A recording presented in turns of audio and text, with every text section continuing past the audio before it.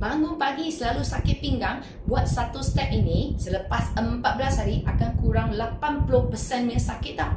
Jangan lupa follow, like, share, save video ini untuk rujukan masa depan. Sandar dekat dinding dulu, lepas tu keluarkan satu step, satu kaki. Macam ni. Okey, lepas tu badan kaki ringan je. Badan pusing sampai bahu selari dengan you punya tangan sentuh dinding ini. So tangan korang letak macam ni je, ringan-ringan, pusing you punya badan. Ini masa mungkin you akan rasa banyak bunyi je dekat I punya pinggang. Itu sangat normal, jangan risau. Kalau korang sudah buat 1 minggu ke 2 minggu, you akan rasa pinggang korang punya bunyi akan semakin kurang dan you akan rasa memang best dekat pinggang. Tak ada sakit-sakit, penat-penat semasa you bangun pagi. Okay, so korang amalkan ni setiap hari 50 kali saja. 50 kali tukar you punya pinggang bebas sakit. Tak perlu laju. Kalau you pusing-pusing, you rasa pening, you relax.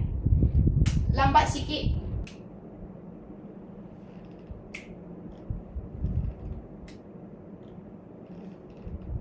Senaman waktu mami, tak perlu lari, tak perlu lompat. Duduk dekat rumah, satu ruang yang kecil saja pun boleh start senaman. So korang yang ada masalah bentuk badan, bongkok, berbunci, punggung tak cantik, lengan mengelebih, boleh je buat senaman waktu mami. Lagi siapa sesuai? Korang yang ada sakit badan, sakit leher, sakit bahu, sakit pinggang, sakit kaki, sesuai je buat senaman water mami. So ramai kawan-kawan berjaya ikut senaman water mami dan water daddy. Badan semakin sehat, semakin kurus, semakin awet muda. So kalau korang boleh, join lah senaman live jadual ini. Tapi yang tak boleh ikut live pun jangan risau. Korang boleh dapatkan satu set video water mami. Total ada 15 video, bukan satu video. 15 video bermaksud 15 step bagi you satu badan baik, cantik, awet muda.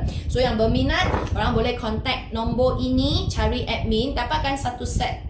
Bukan ratus, bukan puluh, tapi hanya RM9.99 sahaja. Contact admin sekarang. Kalau korang nak beli package sekali dengan senaman muka, sekali dengan cara pemakanan water mami yang sesuai untuk satu family, ada juga package untuk korang. Okay, so contact admin sekarang supaya masa depan kita semakin sihat, awet muda.